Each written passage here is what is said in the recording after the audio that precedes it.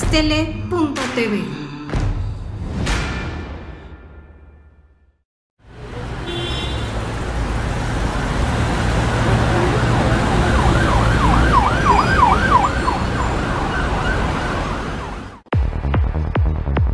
Si yo fuera servidor público. Un programa de análisis, participación e información ciudadana.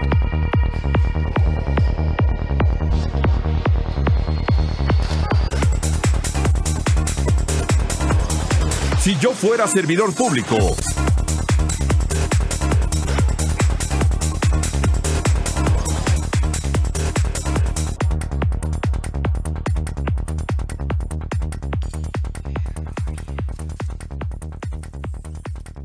Amigos, es un gusto que nos esté acompañando aquí en Si Yo Fuera Servidor Público a través de la pantalla de Diastele TV. Muy contentos de estar con ustedes.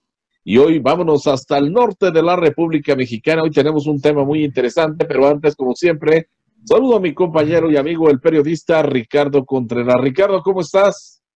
¿Qué tal, Miguel? Me da muchísimo gusto saludarte, pues aquí al pie del cañón, como todos los jueves, en Si Yo Fuera Servidor Público, y como tú bien mencionas, nos fuimos hasta Meritito, Chihuahua, a platicar con Carlos Borruel, que es el titular de la COESBI, que es el organismo dedicado a la construcción de vivienda allá en el estado de Chihuahua. Y le damos la más cordial bienvenida. Carlos, ¿cómo estás? Muy bien, Ricardo, muy bien. Miguel, un gusto verlo nuevamente.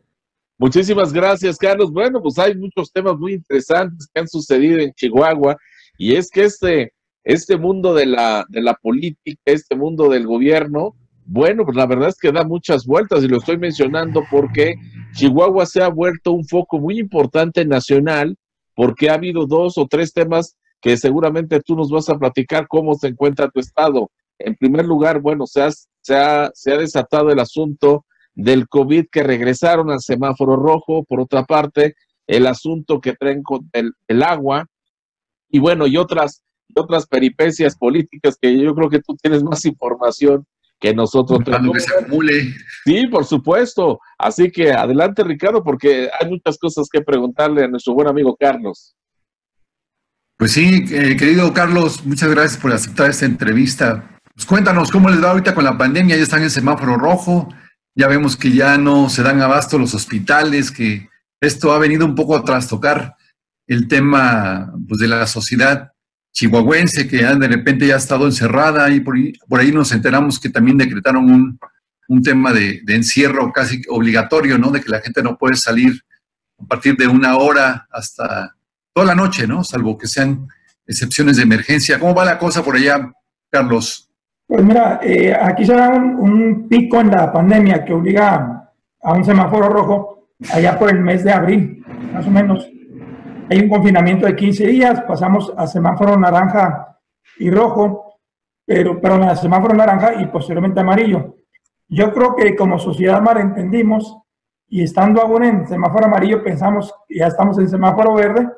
Se empiezan a abrir las actividades, se empiezan a multiplicar las fiestas, y yo creo desde mi punto de vista algo muy dañino, el tema de los antros, donde pues entran miles de jóvenes a disfrutar, a bailar, a abrazarse, a amontonarse, y entonces viene un segundo pico que se registró hace 2 o 3 semanas, pero un segundo pico mucho más intenso que el primero que se había dado. Digo, estamos frente a una problemática que se desconoce a nivel mundial, y la verdad es que sobre la marcha se van implementando las medidas, porque nunca sabemos la reacción. A nivel nacional se hablaba, decía López-Gatell, que iba a haber 8,000 muertos, ya vamos llegando a los 100,000 decesos. Se hablaba también de que iba a empezar a aplanar la curva, y todo el mundo nos imaginamos que al aplanarse la curva el problema iba a desaparecer, y junto con el aplanamiento de la curva se regresaba a las actividades económicas. Yo no soy peleado con el regreso a las actividades económicas, pero sí en ser selectivos, sobre todo aquellos puntos de reunión donde de manera muy natural se van congregando cientos de personas, porque en el semáforo amarillo, cuando estaban abiertas ya casi la totalidad de actividades, empezaron a reproducirse por cientos o por miles los contagios, sobre todo en jóvenes, muchos de ellos asintomáticos.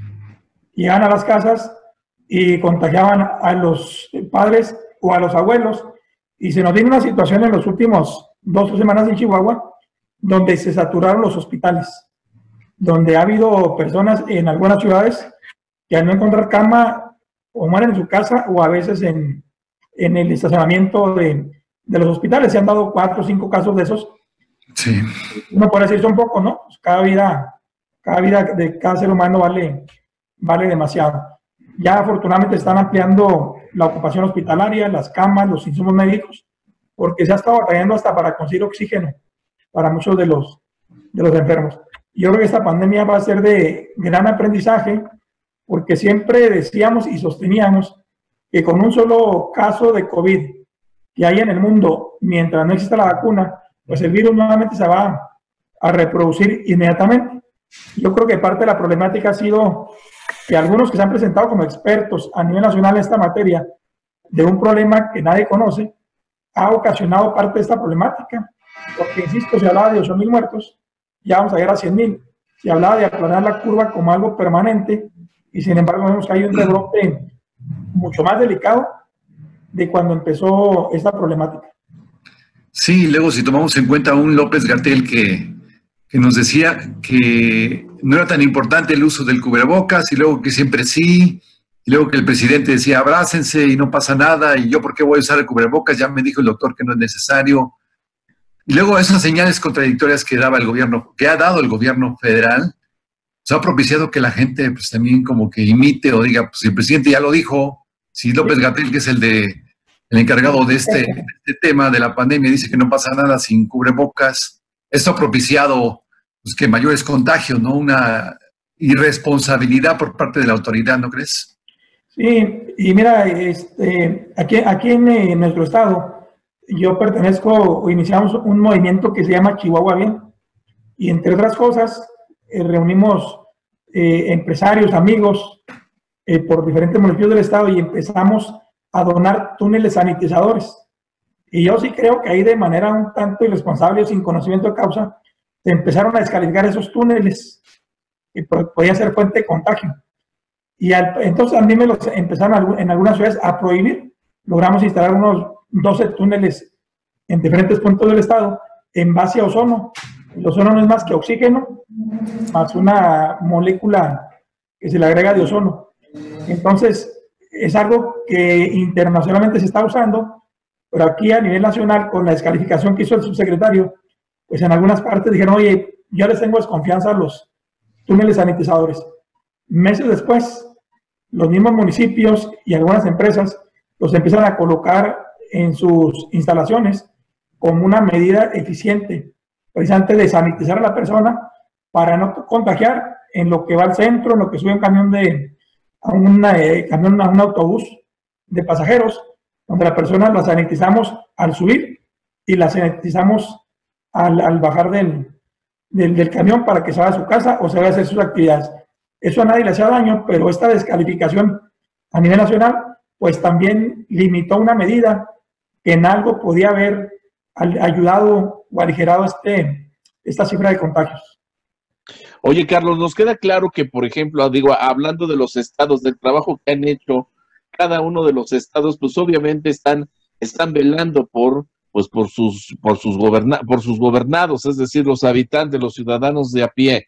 Sin embargo, no solamente el trabajo de los gobiernos del estado es necesario, también se necesita un ciudadano consciente, un ciudadano responsable y un ciudadano pues que esté trabajando en conjunto con su gobierno. Lo estoy diciendo porque puede haber muchas medidas muy buenas, pero desgraciadamente muchos ciudadanos lo que están haciendo es, no, pues es que como lo dice Ricardo, pues el presidente lo está diciendo, pues yo también voy a salir, me voy a la fiesta. Es decir, falta también esa conciencia social, ¿no?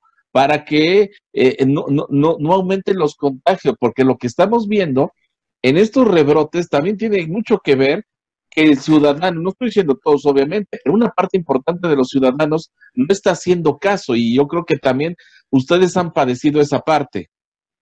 Sí, totalmente. Mira, el gobierno será el responsable de que haya hospitales, de que haya camas, de que haya insumos médicos, pero ¿cuál sería lo mejor? Que no hubiera necesidad de usar las camas o que se saturaran los hospitales o que se esté batallando para construir un espacio dentro de alguna instalación hospitalaria.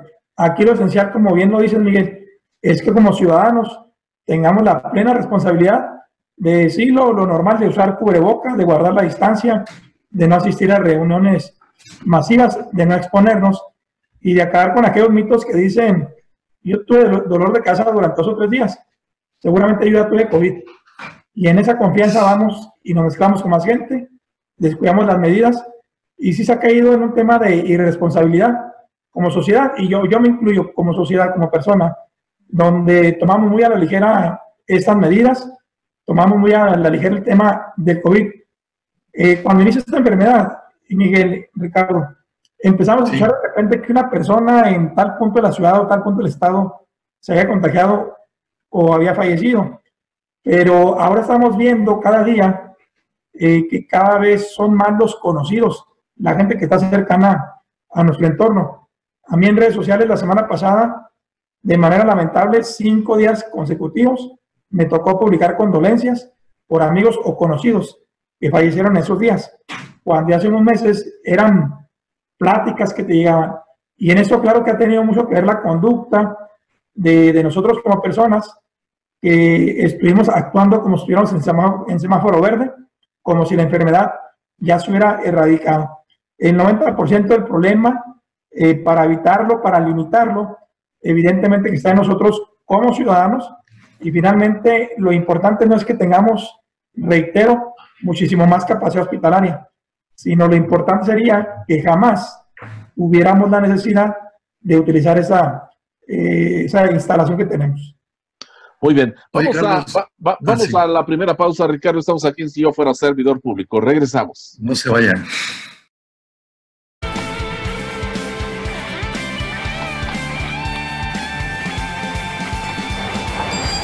Aztele.tv.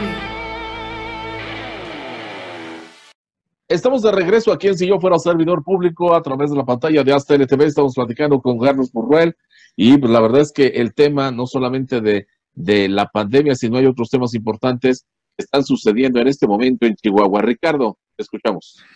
Gracias, Miguel. Pues preguntarte, Carlos, porque nos dices que a través de esta fundación que hiciste de Chihuahua Bien, que primero te rechazan los túneles sanitizantes y luego la propia autoridad los anda promoviendo y los anda instalando. ¿Qué hay de fondo en este tema? ¿No será que ahí se politizó este tipo de ayudas que estabas haciendo?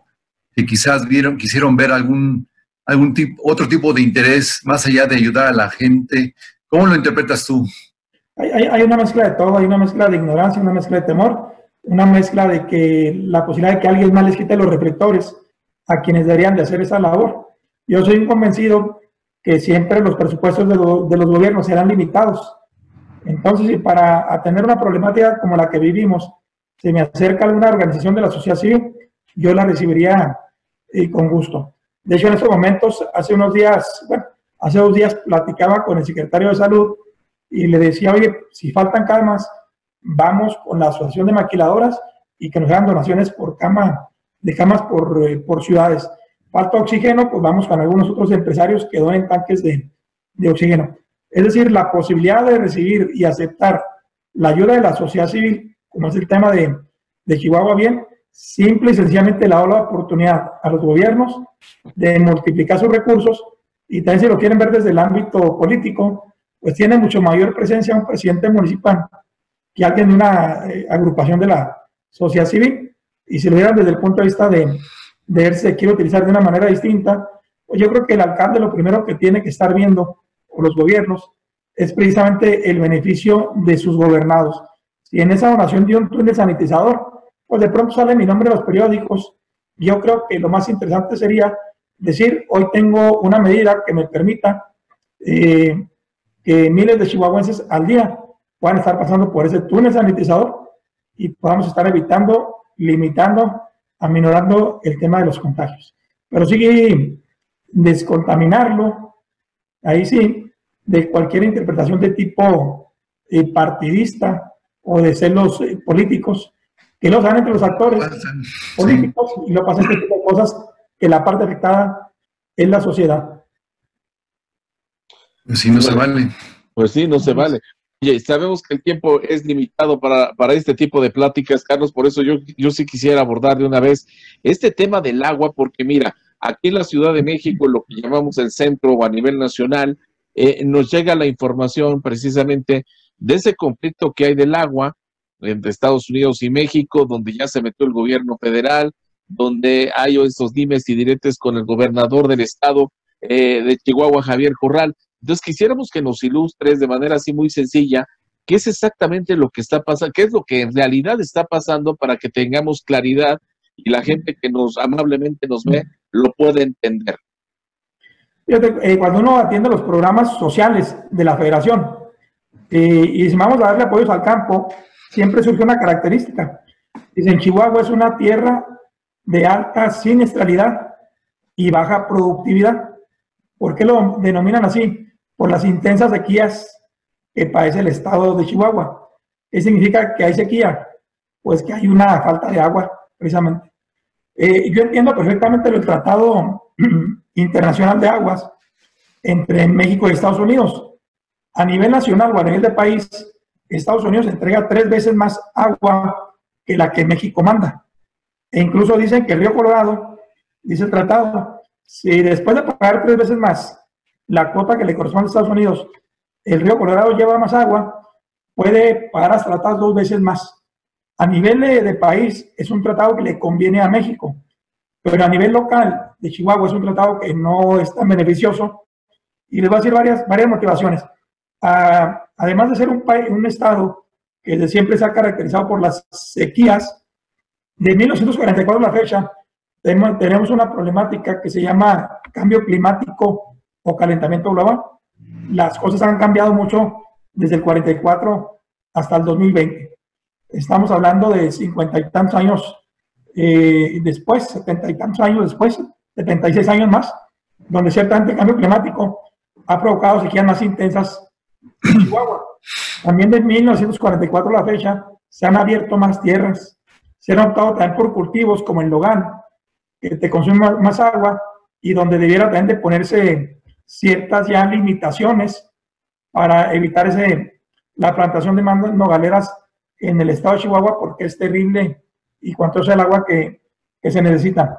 ¿Qué es lo que están haciendo los productores de Chihuahua? Defendiendo su legítimo derecho a tener el líquido necesario para poder cultivar lo que ellos siembran en condiciones de las más adversas, incluso a nivel nacional, en condiciones de, pues que les cuesta más el poder regar, el poder plantar y poder obtener la cosecha. ¿Qué es lo que proponen los productores? ¿Qué es lo que yo he propuesto aquí? Que el Tratado de Agua se tiene que revisar.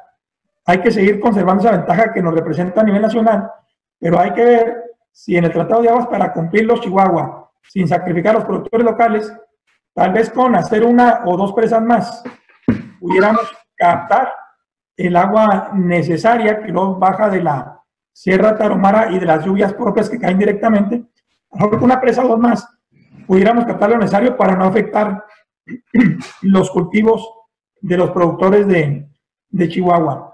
También podríamos decir, oye, pues si llueve más en Tamaulipas, si llueve más en otra región del país, donde las presas se desbordan, donde están al 100% o al 90% y tienen agua para los siguientes 2 o 3 años, bueno, que en ese inter sean otras presas también las que nos ayuden a pagar la cuota que nos corresponde como país en el Tratado de Aguas. Básicamente sería lo que yo opinaría en ese tema, una renegociación del tratado para poder distribuir de manera más equitativa este pago de cuotas. Y también considero que el problema se vino agravando y radicalizando, porque yo estoy seguro que la información que le estaban dando al presidente de la República no es la correcta. Y le reitero, Chihuahua es un estado de alta siniestralidad, baja productividad, tenemos mucha tierra, más del 40% que es de temporal, es decir, no tiene sistemas de riego y depende enteramente de las lluvias. Yo creo que aquí hubo mucha mala información, hubo falta de comunicación, pero hay una necesidad real donde, a pesar de que hay un beneficio a nivel nacional, pues también uno tiene que ir por la casa propia, donde los agricultores ahorita están viendo las presas prácticamente vacías, y el problema no va a ser para este año, va a ser para el próximo año, Miguel, para el 2021. Creo que va a ser un año sumamente complicado para la agricultura de todo el estado de Chihuahua. Ricardo. Digo, qué lamentable, digo, porque esto a fin de cuentas va a afectar a los agricultores, a los campesinos, a la gente del campo. Un tema ahí que incluso se ha politizado, porque incluso el presidente lo tomó como algo personal, que dijo, voy a ir a Chihuahua, pero no voy a ver al gobernador porque no nos llevamos, tenemos nuestras diferencias. Y qué mala onda que mezcles una diferencia de carácter político sobre un tema en específico y que lo agarres como algo personal, y sobre todo siendo tú el líder de esta nación, que estás provocando una división sumamente notable, ¿no? De malos contra buenos, ricos contra pobres, fifís contra chairos, etcétera, etcétera, ¿no? Así es, se van a las diferencias entre gobernantes siempre y cuando no se afecte a los gobernados. Nos podemos imaginar que cuando fue el presidente de México, López Obrador, a Chihuahua, había mucha tensión. Platícanos un poco cómo fue eso, porque yo creo que no fue nada fácil para el gobierno del estado haber tenido al presidente y no haber tenido comunicación directa con él. Me refiero al gobernador Javier Corral y obviamente su gente, que tú formas parte de ese grupo. Sí, pues mira, evidentemente que no se ve bien que un presidente visite un estado y no vea al gobernador, o que el gobernador no reciba al presidente. Pero también hay que se hizo por Chihuahua, evidentemente que se hizo a 600 kilómetros de distancia de donde estaban los focos de problemas, que era la presa La Boquilla, la presa Las Vírgenes. La gira del presidente López Obrador fue en Ciudad Juárez, fue de 2 o 3 horas, y de ahí se fue a Bavispe, Sonora. Es decir, el tema no se abordó. Incluso cuando llega al aeropuerto, hay algunas personas manifestándose, no muchas, pero lo que hace avanzar el presidente, lo sacan pues por la parte de atrás del aeropuerto para no tener ningún contacto con las personas. Fue una gira muy rápida, pero más que la presencia en Chihuahua, que fue muy lejos de donde estaba el foco de conflicto, pues era manifestar un mensaje de que no hay una buena comunicación con el gobierno local, pero es un gobierno pues que se ha distinguido por defender las causas de sus habitantes, que es lo más natural y lo más normal, e incluso la obligación jurídica y moral de estar al frente no solamente como gobernante, sino como líder, atendiendo la problemática que se va resolviendo y buscando la respectiva solución. Ricardo. Muy bien. Ahora, obviamente el tema de la pandemia pues ha venido a cambiar muchísimas formas de hacer la política, de relacionarse con la gente, de relacionarse con los ciudadanos. Y vemos que ya el próximo año, 2021, ya es un año electoral para muchos estados. En el caso específico de Chihuahua, pues va a ser un año electoral donde se renueva, ahora sí que el inquilino que está ahí en Palacio de Gobierno, el que dirige a todos los chihuahuenses. ¿Cómo ves el escenario con este tema de la pandemia? ¿Cómo se realizarán las precampañas de cada uno de los partidos políticos? ¿Cómo ves el escenario electoral? ¿Cómo está ahorita el ambiente? ¿Está tenso? ¿Está caliente? ¿Está empezando a calentarse? Cuéntanos un poquito, Carlos. A ver, aguántanos tantito, Carlos. Prefiero irme a la pausa, si no te voy a cortar. Vamos primero a la pausa y regresamos con la respuesta de Después Carlos. Después del corte nos das esta respuesta. ¿Qué te parece? Claro que sí. Vamos a la pausa, regresamos.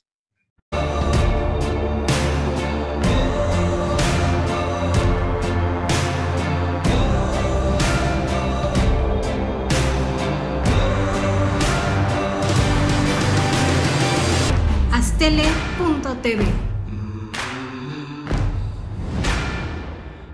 Amigos, continuamos aquí en Si Yo Fuera Servidor Público. Estamos platicando con Carlos Borruel, que es el director general de la COESBI, que es el organismo de vivienda en el estado de Chihuahua.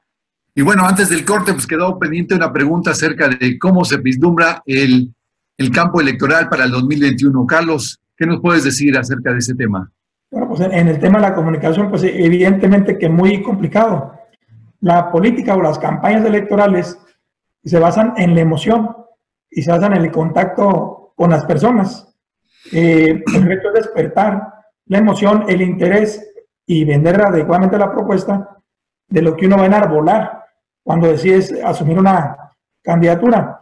Hoy les hago yo a ustedes la pregunta, aunque ustedes sean los periodistas, ¿cómo hacerle, por ejemplo, para hacer un destape a una presidencia municipal o una gubernatura? Se va a tener que hacer vía Zoom y entonces aprender lo que son las plataformas. No vas a tener contingentes que vengan de diferentes partes del estado, se reúnan en un solo lugar, en el número de 5,000, de 10,000, de 20,000 personas. No va a haber mítines. Ya no es posible. Entonces, ahora sí que hay que echarle mucha inventiva desde un inicio de cómo demostrar que tienes fuerza, cómo demostrar que tienes aliados, que tienes más presencia que la otra persona, casi basándote, incluso este va a ser un reto, cómo brincar tanta encuesta de casas encuestadoras que yo pues estoy convencido que tienen la técnica necesaria para hacer una encuesta, pero donde el dinero pues, está por encima de la técnica y donde hay personajes que tienen un 2, 3%, 5% de la preferencia en el electorado y de la noche a la mañana aparecen como los que van encabezando la contienda electoral. A punta de billetes. Perdón. Digo que a punta de billetes luego logran crecer, ¿no? En su popularidad. Pues mire, yo aquí veo, por ejemplo, Massive Caller, ¿no? Para ponerle nombre a las cosas. Que empezó como una encuestadora muy seria. Aquí de pronto hay algún personaje que está en un municipio que tiene 5,000 habitantes.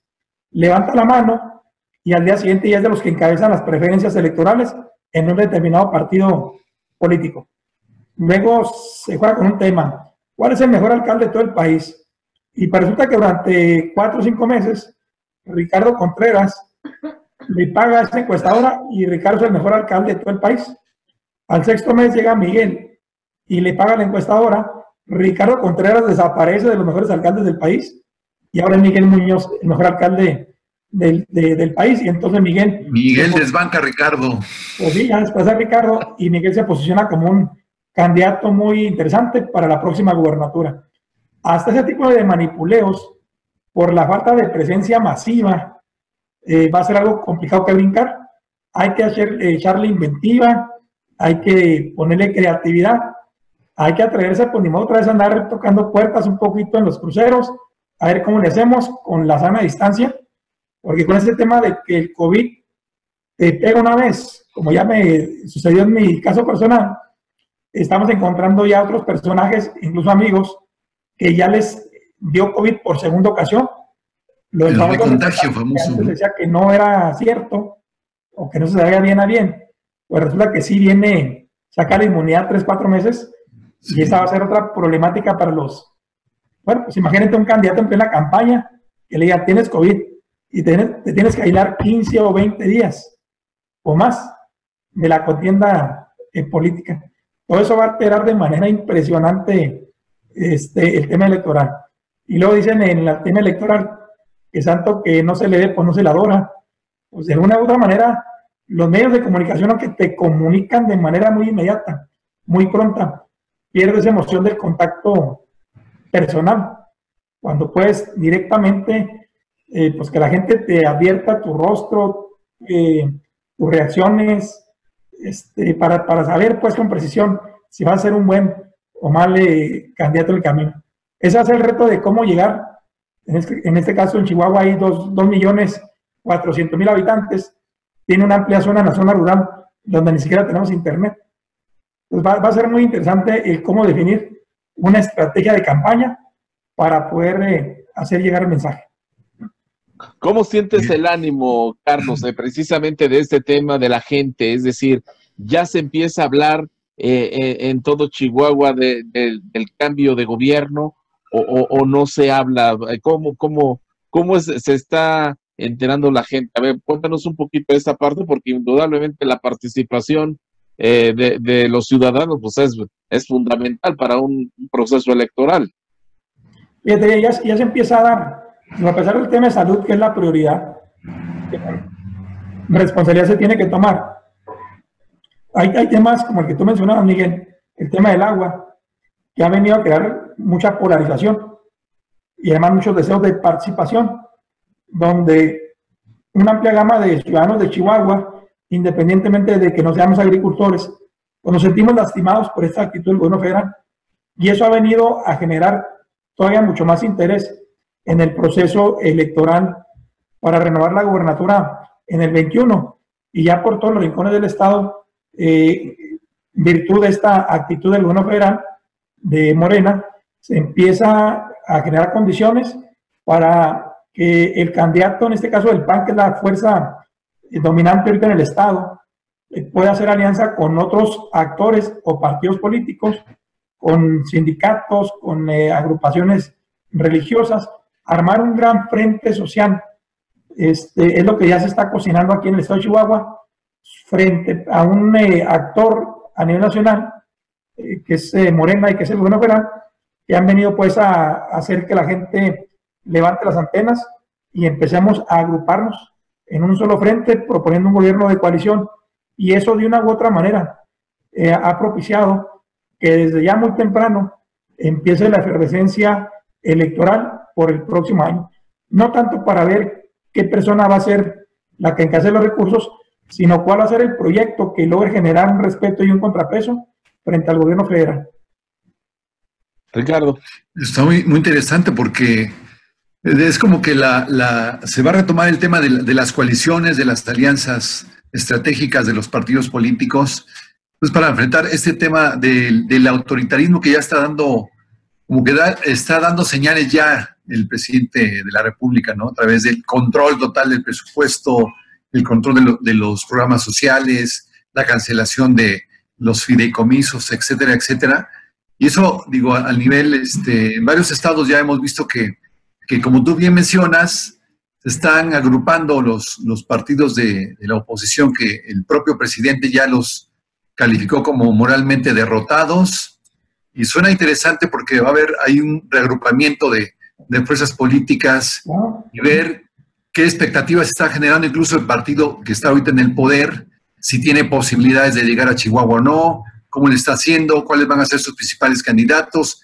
Por ahí vi que uno de los precandidatos de Morena ya está acusado de que su pareja está desviando recursos para su precampaña, algo así escuché por ahí ayer en algunos medios locales, tú nos puedas confirmar o no, pero ya como que se nota que ya está la efervescencia política, la precampaña, el golpeteo, como que se empieza a calentar este ánimo, ¿no?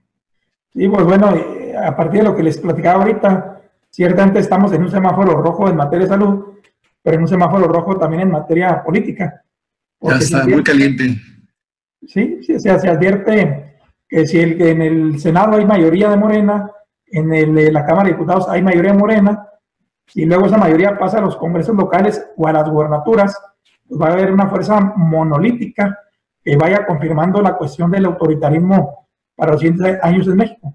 Ese semáforo rojo es lo que ha estado propiciando precisamente que la sociedad en su conjunto olvidemos diferencias de tipo electoral en las campañas y digamos, ahorita el primer objetivo es que gane un proyecto democrático, un proyecto de libertades, un proyecto que respete los presupuestos, un proyecto que vea también por Chihuahua y que no dependa de una visión centralista donde lo último que cuenta es la opinión de los gobernadores, de los presidentes municipales y todavía más allá, la opinión de los gobernados. Eso es lo que sí ha estado pues encendiendo un semáforo rojo de alerta de que es muy necesario en esos tiempos para el país. El próximo año se renuevan 15 gubernaturas, que es muy importante generar contrapesos, no para pelear, pero sí para defender y para poder proponer situaciones o propuestas que vayan encaminadas a que verdaderamente se tomen las decisiones más acertadas en beneficio de la población. Oye, con este asunto de la llamada Alianza Federalista, ¿tú consideras que uno de los gobernadores que más ha pesado es Javier Corral y también Enrique Alfaro de Jalisco? Lo estoy mencionando porque, bueno, si estamos hablando que ya va de salida Javier Corral, obviamente va a dejar la gubernatura, todavía le quedan unos años también a Enrique Alfaro. Sin embargo, bueno, por los tiempos políticos también, ¿Nos puede decir, o no, podemos tener algunas señales que ellos pueden sonar para como candidatos a la presidencia de la República para 2024? ¿Tú cómo los ves? Sin duda que así es y que así será, porque han sido personajes que de sus estados están construyendo un liderazgo de corte nacional. De hecho, el propio gobernador Corral, en su trayectoria de diputado federal, de senador, pues ya tiene nombre, ya tiene presencia ahí en la Ciudad de México. Esta situación de ejercer el liderazgo en favor de los chihuahuenses, evidentemente que ha venido posicionando más su figura a nivel nacional, de la misma manera que Enrique Alfaro, que por estar más centro del país, luego de repente puede tener más reflectores. Yo creo que lo que está pasando en Chihuahua, en Jalisco y en otros estados es una lucha natural, obligada, que tienen que hacer los gobernadores por sus gobernados. Y también de manera natural, sin necesidad de expresarlo, los va a ir posicionando para el escenario 2024, sin necesidad de estar levantando la mano, de estarlo comentando. La gente va advirtiendo qué político o qué gobernante verdaderamente va más allá de un interés personal y puede tener una visión de país para resolver la problemática que ya está presente y que junto con el tema de la pandemia que paraliza la actividad económica, sumándole las malas decisiones que en este mismo tema se han estado asumiendo el gobierno federal, pues yo creo que vienen tiempos muy duros, muy complicados para México, y los ciudadanos desde ahorita tienen que estar viendo qué figuras pudieran enarbolar la candidatura a presidente de la República en unos años. Muy bien, vamos a la última pausa, Ricardo. Estamos aquí en Si Yo Fuera Servidor Público. Regresamos.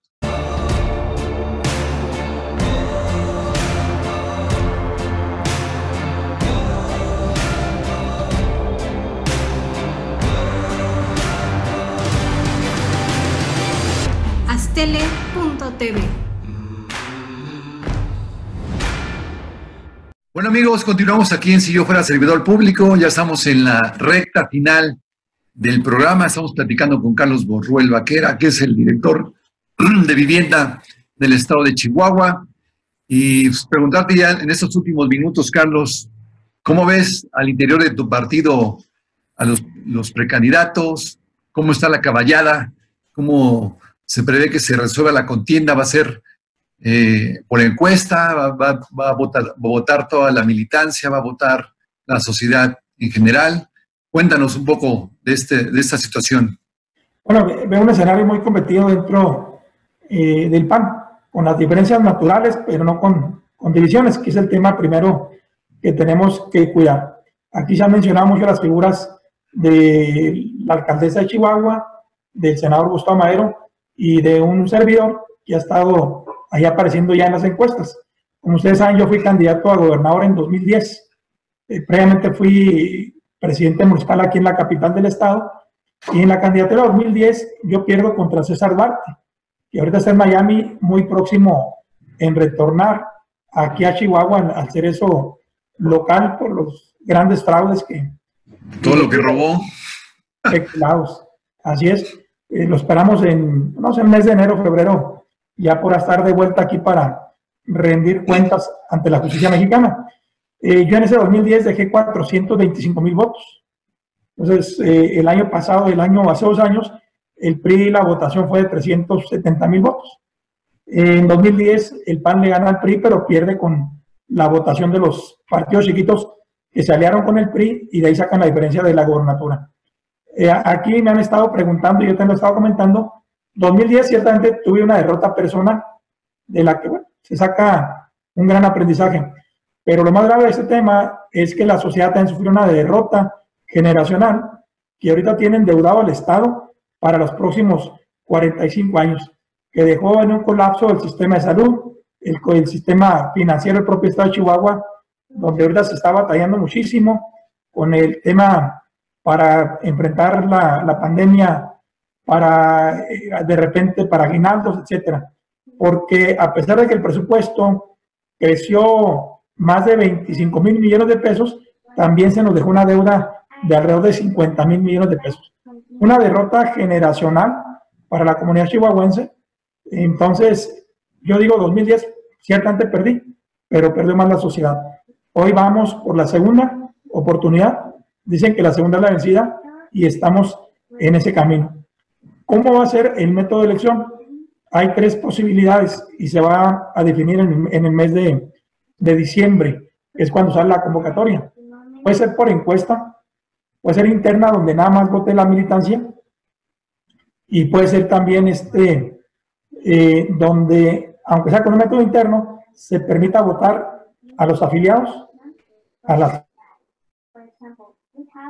familias de los que eran. Yo estoy convencido que el mejor método que pudiéramos tener en este momento, si estamos diciendo y hablando de un gobierno de coalición, de un frente social donde vayamos todos juntos, que desde la elección de gobernador le demos la oportunidad a la sociedad que defina quién de las 3 figuras que en este momento estamos alzando la mano, quién debe ser el próximo candidato y quién pudiera ser el mejor gobernador para el siguiente sexenio. Ricardo. Miguel.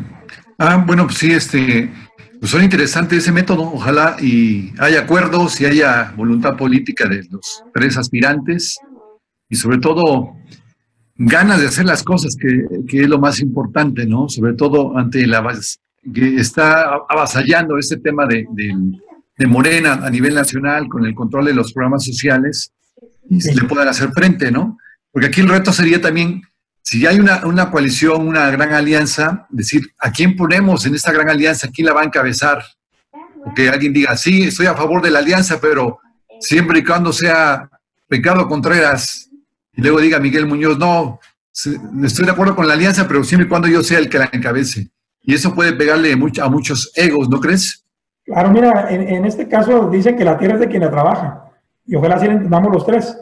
Yo he estado recibiendo y platicando con muchos alcaldes de todos los partidos, con líderes de denominaciones religiosas, con sindicatos y con agrupaciones campesinas. Estas tienen mucho relieve, pues aquí, importancia en Chihuahua, donde ven la posibilidad de armar este gran frente social a partir de mi persona.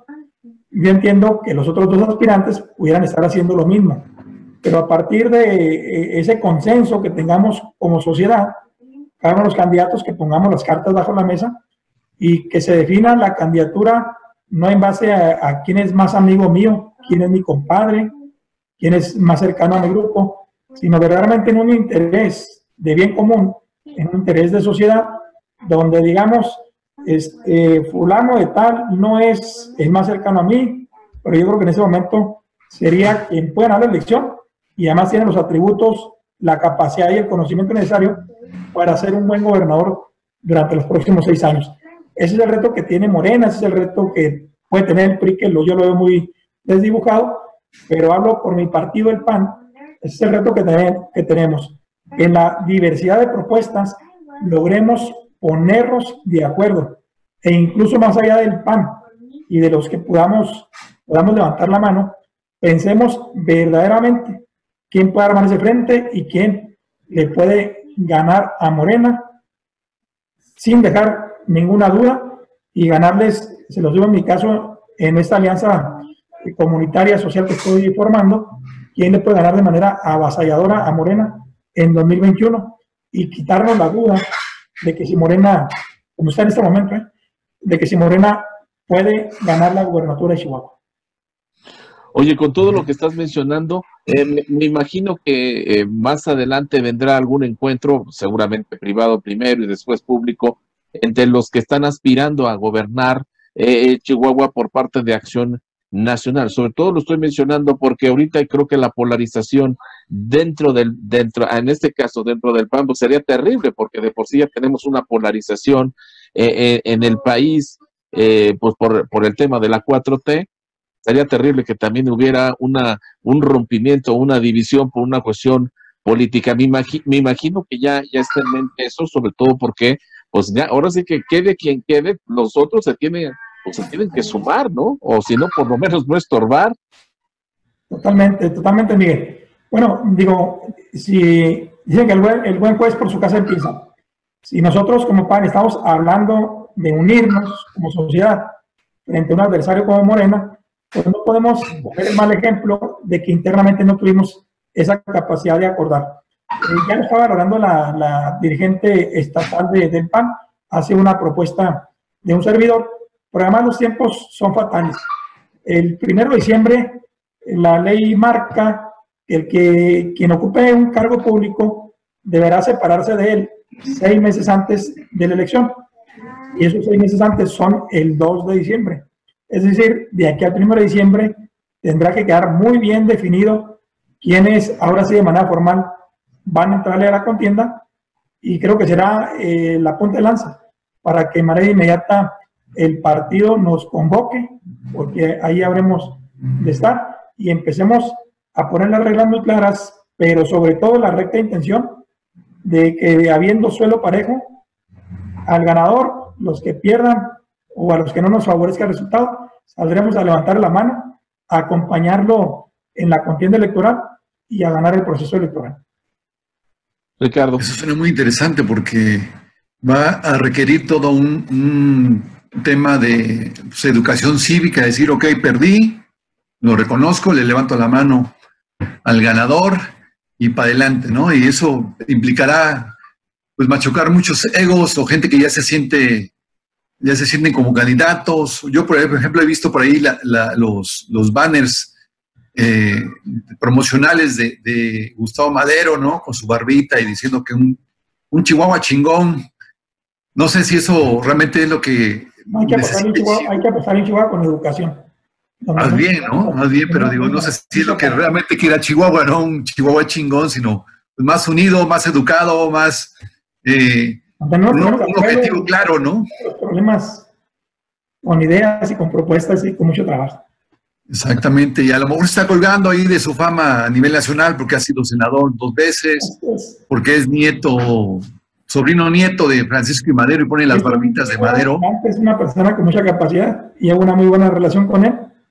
Y obviamente con este tema de la contienda, pues habremos de manera distinta proponer nuestras propuestas y nuestras ideas, ¿verdad? Hay quienes y de frente pues apostamos a cambiar las realidades que vivimos y también pues comunicándonos de manera así coloquial con las personas, pero siempre con el respeto por delante. Ahora, y no sé qué tanto le pueda pesar a Maru Campos, pues el hecho de que por ahí he visto en la prensa de que le han acusado de que recibió sobornos por parte del exgobernador Duarte y que incluso hay unos recibos donde ella firmaba y que recibía que los 200, que los 150,000 mensuales. No sé qué tan cierto sea eso y qué tanto le pueda pegar a ella como precandidata a la gobernatura. Aquí el problema es, ya es un tema jurídico, judicializado. Ya hace unos días tuvo un líder del PRI, dentro de esa averiguación, que también recibió dinero, o presuntamente recibió dinero, y que ya fue vinculado al proceso. Este tema, pues no solamente le pega a una persona, si no se resuelve adecuadamente conforme a derecho, pues a quien le pegue es al partido. Porque si estamos hablando de combatir la corrupción, pues tenemos que combatirla en serio, independientemente de dónde militen las personas, o bien en un tema de justicia, si no hay nada de esto que se habla tanto en los medios de comunicación, que algunos los han exhibido, esos recibos, si no hay absolutamente nada, pues también que se esclarezca. Efectivamente no hubo ningún delito que perseguir. Entonces, son temas que se van a resolver y a clarificar en cuestión de semanas. Ya es exactamente, en cuestión de días ya tiene que resolverse muchísimas cosas, definir si van a continuar en sus puestos, si van a pedir licencia, si van a renunciar, etcétera, etcétera, ¿no crees? Así es, totalmente, Ricardo. Muy bien, pues te pedimos tu conclusión, Carlos, porque ya estamos a punto de terminar el programa, agradeciéndote como siempre tu participación aquí en Si Yo Fuera Servidor Público. Pues agradecer la apertura que Miguel y Ricardo han tenido siempre para que la sociedad escuche las diferentes voces, ¿no? Diferentes expresiones diversas que hay dentro de una comunidad. Y quiero decirles que viene un reto muy importante a nivel país, donde al estar en juego 15 gubernaturas, también está en juego el espacio de libertades, el espacio de progreso, el espacio de consolidar avances que se venían dando en México, tal vez no con la velocidad que deseábamos, pero que de una u otra manera íbamos fortaleciendo instituciones, íbamos fortaleciendo la cuestión de las finanzas públicas, íbamos poco a poco haciendo que cada vez dentro de los más de 50 millones de pobres, cada vez la pobreza la fuéramos conteniendo y sentando las bases de un México moderno. Lo que se juega en 2021 es precisamente esa. Se juega la regresión o la libertad. La consolidación de México moderno o de un México que se ancla en las políticas de los 70s. Y que va a ser muy importante pues que los partidos políticos pensemos más allá de las ambiciones personales en qué es lo que le conviene a la sociedad y entre todos fincar un nuevo modelo de nuestro país, precisamente en libertades, en libertad de competencia, en libertad democrática, en libertad de elegir, en todo lo que signifique fortalecer nuestra sociedad. Muy bien. Carlos, muchísimas gracias por tu participación. Gracias, Miguel. Un abrazo, Ricardo. Muy agradecido, Miguel. Gracias, Ricardo. Un abrazo, querido Carlos, y esperemos que ya nos concedas otra entrevista cuando ya seas el candidato oficial del PAN. Pues que tengan voz de profeta. Un abrazo, Miguel. Gracias. Y gracias a todo este gran auditorio que nos acompañó aquí en Si Yo Fuera Servidor Público. Quédese en la programación de Hasta LTV. Nos vemos. A la próxima. Hasta la próxima. Astele.tv.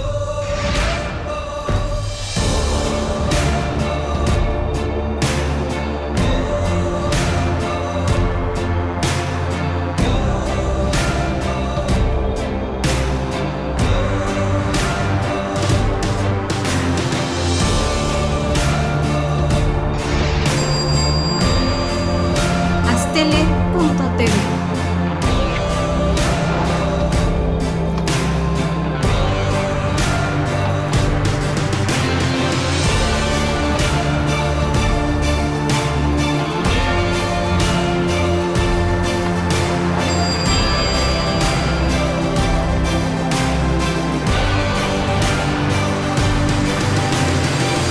Astele.tv.